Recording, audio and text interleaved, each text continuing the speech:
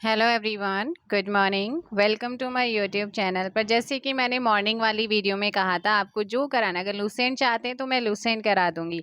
तो modern India की बात हुई है हिस्ट्री में, तो वो आपको मिलेगा कल से। आज मुझे एक छोटा सा चैप्टर चाहिए था क्योंकि टाइम भी कम था, तो मैंने कहा क्यों ना आज संविधान की अनुसूचियों से संबंधित जो क्वेश्चन आपके यहाँ पर दिए गए हैं उसको करा दिया जाए। सो चलिए स्टार्ट करते हैं। फर्स्ट क्वेश्चन, ज़्यादा टाइम नहीं लेते हैं और आंसर दीजिए। वर्तमान में भारतीय संविधान में कुल कितनी अनुसूचियां हैं? देखिए, मूल संविधान में थी 8 अनुसूचियां, 4 फिर से जोड़ी गई थी, तो वर्तमान में कितनी है? 12। ऑप्शन हो जाएगा बेटा सी। संविधान सभा की प्रारूप समिति के द्वारा प्रस्तुत प्रारूप संविधान में कितनी अनुसूचियां थी, यानी कि मूल संविधान में कितनी अनुसूचियां थी? तो मूल संविधान या जो स्टार्टिंग में जो प्रारूप समिति ने, ड्राफ्ट कमेटी ने क्या बनाया था, प्रारूप बनाया था, उसमें कितनी थी? 8 थी। Option B. दोनों को अच्छे से दें। वर्तमान में 12 है, मूल या फिर प्रारूप में आएगा ना तो 8 लगाएंगे। संविधान सभा के द्वारा अंतिम रूप से पारित संविधान में कुल कितनी अनुसूचियां थीं?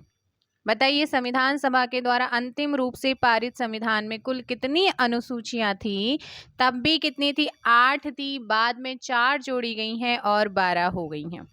मूल संविधान में कितनी अनुसूचियां थी? ये मेरे जो लुसेंट वाली बुक है ना, ये न्यू बुक है जिसमें 2019-20 के क्वेश्चन भी आपको देखने को मिलेंगे। मूल संविधान में कितनी अनुसूचियां थी? 8 थी। किस संविधान संशोधन अधिनियम के द्वारा भारतीय संविधान में 9वीं अनुसूची को जोड़ा गया था? Very important question. तो ये जोड़ा गया था, आपको ध्यान रखना है। ऑप्शन ए, पहले संविधान संशोधन के द्वारा 9वीं अनुसूची को भारतीय संविधान में जोड़ा गया था। 52वें संविधान संशोधन अधिनियम के द्वारा 1985 ईस्वी में कौन सी अनुसूची को भारतीय संविधान में शामिल किया गया था? तो ये किया गया था किसे? ऑप्शन बी, 10वीं अनुसूची को। किसे किया गया था? 10वीं अनुसूची को किया गया था। इसके बाद है 73वें संविधान संशोधन। आई थिंक मैंने पॉलिटी आप लोगों को एनसीईआरटी कराया है ना, उसमें सारी अनुसूचियां मैंने कराई हैं, एक बार जाकर के देखना। 73वें संविधान संशोधन अधिनियम के द्वारा भारतीय संविधान में कौन सी अनुसूची जोड़ी गई है? तो 73वें संविधान संशोधन के द्वारा कौन सी अनुसूची जोड़ी गई है? ऑप्शन हो जाएगा सी। ऑप्शन सी, 11वीं अनुसूची को जोड़ा गया था। 74वें संविधान संशोधन अधिनियम के द्वारा भारतीय संविधान में कौन सी अनुसूची को जोड़ा गया? ऑप्शन डी, 12वीं अनुसूची को जोड़ा गया है।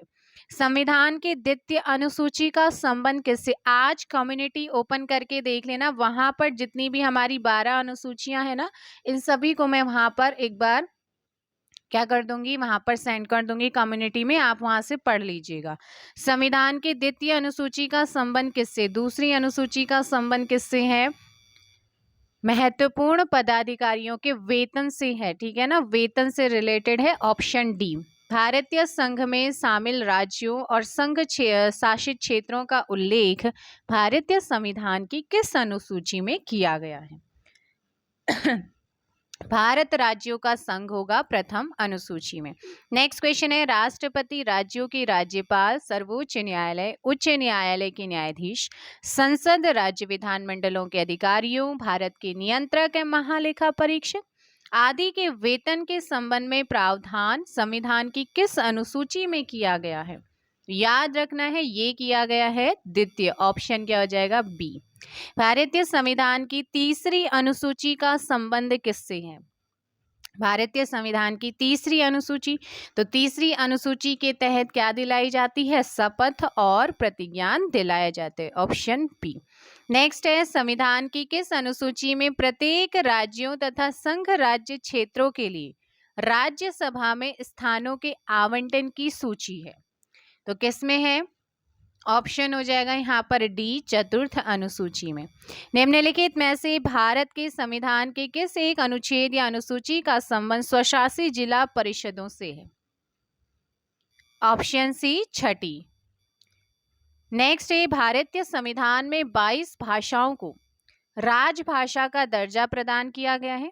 इन राजभाषाओं का उल्लेख किस अनुसूची में है? और आज है 14 सितंबर 1949 को क्या हिंदी को राजभाषा का दर्जा मिला था, इसीलिए तब से क्या मनाते हैं, राष्ट्रीय हिंदी दिवस मनाते हैं। विश्व हिंदी दिवस मनाते हैं 10 जनवरी को मनाते हैं, क्योंकि पहला सम्मेलन 10 जनवरी को ही हुआ था, नागपुर में हुआ था। और अंतर्राष्ट्रीय मातृभाषा दिवस मनाते हैं 21 फरवरी को। ये 3 दिवस आपको ध्यान रखने हैं। भारतीय संविधान में 22 भाषाओं को राजभाषा का दर्जा प्रदान किया गया है। इन राजभाषाओं का उल्लेख किन अनुसूचियों में किया गया है, तो अनुसूची आपको याद रखनी है, 15 का बी हो जाएगा। 8वीं कम्युनिटी में इन 22 भाषाओं को भी मैं डाल दूंगी। भारतीय संविधान की 8वीं अनुसूची का संबंध किससे है, अभी जस्ट बताए ना, तो याद रखना है ऑप्शन सी भाषाओं के साथ है। किसी अधिनियम को संविधान की किस अनुसूची में सम्मिलित करने पर उसकी वैधता को किसी न्यायालय में चुनौती नहीं दी जा सकती, तो वो कौन सा है, ऑप्शन सी आपका 9वीं अनुसूची। किस राज्य के आरक्षण विधेयक को 9वीं अनुसूची में सम्मिलित किया गया है, तो किसके किया गया है, तमिलनाडु। किसके किया गया है, तमिलनाडु। नेक्स्ट क्वेश्चन इसी में आप लोगों का है कि हाल ही में आंध्र प्रदेश से अलग कर एक नए राज्य का गठन हुआ है, किसका, तेलंगाना का। और तेलंगाना का गठन कब हुआ है, 2 जून 2014 को हुआ। 2 जून 2014 को तेलंगाना का गठन होता है। राजधानी हैदराबाद, जो कि मूसी नदी के किनारे पर स्थित है, ठीक है ना। अब तेलंगाना का स्थापना दिवस कब मनाते हैं, ये क्वेश्चन आता है, 2 जून को पूछ लेगा। हाल ही में तेलंगाना ने अपना स्थापना दिवस कब मनाया है, 2 जून को मनाया है। इससे भारतीय संविधान की किस सूची में परिवर्तन हुआ है, तो कौन सी सूची में परिवर्तन हुआ है, राइट आंसर हो जाएगा ऑप्शन ए, अनुसूची 1 में। दल बदल के आधार पर निर्वाचित सदस्यों की अयोग्यता संबंधी विवरण संविधान की किस अनुसूची में दिया गया है, इसका सही आंसर होगा ऑप्शन सी, 10वीं अनुसूची। भारतीय संविधान की 10वीं अनुसूची किससे संबंधित है, दल बदल कानून से। किससे है, दल बदल कानून से संबंधित है। संविधान की 6ठी अनुसूची इनमें से किस राज्य में लागू नहीं होती है, तो 6ठी अनुसूची जो है ना, ये आपकी मणिपुर में लागू नहीं होती है। नेक्स्ट है भारत के संविधान की अनुसूची तथा उसके विषय के निम्नलिखित युग्मों में से कौन सा एक सही नहीं है। 8वीं में भाषाओं का, अब देखो दूसरी में शपथ या प्रतिज्ञान का था, भाई बताओ, नहीं था, तो ऑप्शन बी ही गलत है, क्योंकि ये तीसरी अनुसूची में था। नेक्स्ट है भारतीय संविधान की किस अनुसूची में पंचायती राज व्यवस्थाओं, वेरी वेरी वेरी इंपॉर्टेंट, भारतीय संविधान की किस अनुसूची में पंचायती राज व्यवस्थाओं का प्रावधान है, तो ध्यान रखना है ऑप्शन हो जाएगा बी। क्या हो जाएगा, बी, 11वीं पंचवर्षीय योजना, सॉरी 11वीं नहीं, 11वीं अनुसूची में पंचायती राज संस्थाओं का प्रावधान 11वीं अनुसूची में, ठीक है, ऑप्शन बी हो जाएगा। भारतीय संविधान की निम्न दी गई इस अनुसूचियों में से कौन सी सूची राज्यों के नामों की सूची तथा राज्य क्षेत्रों का ब्यौरा देती है, तो कौन देती है, ऑप्शन ए, पहली अनुसूची देती है। नेक्स्ट है निम्नलिखित में से कौन सा एक कथन भारत के संविधान की 4थी अनुसूची का सही वर्णन करता है, कौन करता है, ऑप्शन, इससे राज्यसभा के स्थानों के आवंटन से संबंधित उपबंध अंतर्विष्ट है, तो आंसर क्या हो जाएगा 26 का डी। भारतीय संविधान की 6ठी अनुसूची के प्रावधान निम्नलिखित में से किस राज्य में लागू होते हैं, कहाँ लागू होते हैं, त्रिपुरा में। यदि भारत संघ को एक नए राज्य का सृजन करना हो तो संविधान की निम्नलिखित अनुसूचियों में से किस एक को अवश्य संशोधन किया जाना चाहिए, तो जहां पर कई बार आपको बता दिया है वो है पहली, क्योंकि भारत राज्यों का संघ, राज्यों और केंद्र शासित जो हमारे प्रदेश है उनका यहाँ पर उल्लेख हुआ है। निम्नलिखित में से कौन सा कथन संविधान के 4th अनुसूची को सही वर्णित करता है, यह राज्यों की परिषद में सीटों का बंटवारा करता है। ऑप्शन क्या हो जाएगा आपका? बी यहाँ पर करेक्ट आंसर होगा 29 का। नेक्स्ट क्वेश्चन है कि भारत के संविधान की किस अनुसूची में विभिन्न राज्यों में अनुसूचित क्षेत्रों की प्रशासन और नियंत्रण के लिए विशेष उपबंध किया गया है? 5वीं। निम्नलिखित में से कौन नहीं जोड़ी गई अनुसूचियां नहीं है? नई यानी कि नई वाली जो है, न्यू कौन सी नहीं जोड़ी गई? सो यहाँ पर आप लोगों को ध्यान रखना है वो है 8वीं। 9वीं 10वीं 11वीं इनको बाद में जोड़ा गया, 8वीं तो मूल संविधान में पहले से थी। भारत के संविधान की किस अनुसूची का मिलान उसकी सामग्री के साथ गलत ढंग से किया गया है? तो गलत वाला बताना है। 10वीं अनुसूची आपका यहाँ पर गलत है। ऑप्शन क्या हो जाएगा? बी। भारत के क्योंकि 10वीं अनुसूची में दूसरी अनुसूची में भाषाओं का नहीं, वेतन का है, ठीक है ना। और भारत के संविधान की और भाषाओं का है 8वीं अनुसूची में, तो ऑप्शन क्या हो जाएगा यहाँ पर? दूसरी है। दूसरी मैंने 10वीं पढ़ लिया। भारत के संविधान की 11वीं अनुसूची किनके बीच शक्तियों को विभाजित करती है? तो ऑप्शन बी यहाँ पर राज्य विधानमंडल और पंचायत को। भारत के संविधान की 5वीं अनुसूची के संबंध में निम्नलिखित में से कौन सा कथन सही नहीं है? तो कौन सा कथन सही नहीं है? 34 ऑप्शन सी, अनुसूचित जातियों के सदस्यों के द्वारा या उनमें भूमि के अंतरण का प्रतिषेध या निर्वर्धन करने के लिए विनिमय बनाने हेतु राज्यपाल अधिकृत नहीं।